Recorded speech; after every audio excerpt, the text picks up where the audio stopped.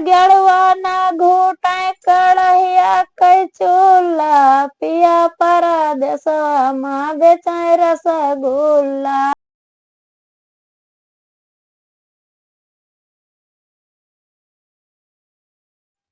नमस्कार दोस्तों, मैं सन्नू गीत का आपका स्वागत करती हूँ।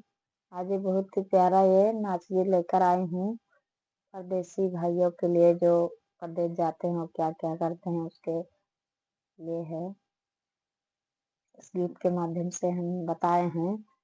और आज हमारे साथी नहीं हैं क्योंकि वो बाहर गई हैं, इसलिए हमें अकेले ही वीडियो बनाना पड़ता है। दोस्तों, आप लोग प्लीज जरूर सपोर्ट करिए और फुल वॉच करिए। हमारा वीडियो दिन में 11 बजे जाता है, आप लोग जरूर सपोर्ट करिए दोस्तों।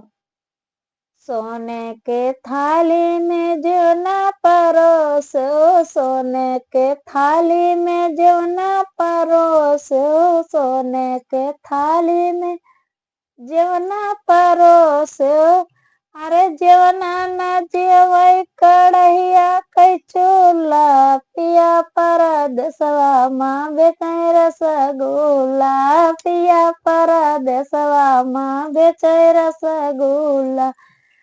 सोने के थाली में जना परोसो, सोने के थाली में जना परोसो, जवना ना जेवई कड़हिया कई चूल्हा पिया परदेसवा माँ बेचाए रसगुल्ला, पिया परदेसवा माँ बेचाए रसगुल्ला। सोने गिलासा गंगा हो जला पानी, गंगा हो जला पानी, सोने गिलासा गंगा हो जला पानी, गंगा हो जला पानी। अरे गेड़ुआ ना घूटाए कड़हिया कई चूल्हा पिया परदेसवा माँ बेचाए रसगुल्ला, पिया परदेसवा माँ बेचाए रसगुल्ला। लौंगा इलायची को बीरा लगायो, बीरा लगायो हो बीरा लगायो, बीरा लगायो हो बीरा लगायो। बिड़ान कुचाए कड़हिया कई चूल्हा पिया परदेसवा माँ बेचाए रसगुल्ला, पिया परदेसवा माँ बेचाए रसगुल्ला, पिया परदेसवा माँ बेचाए रसगुल्ला।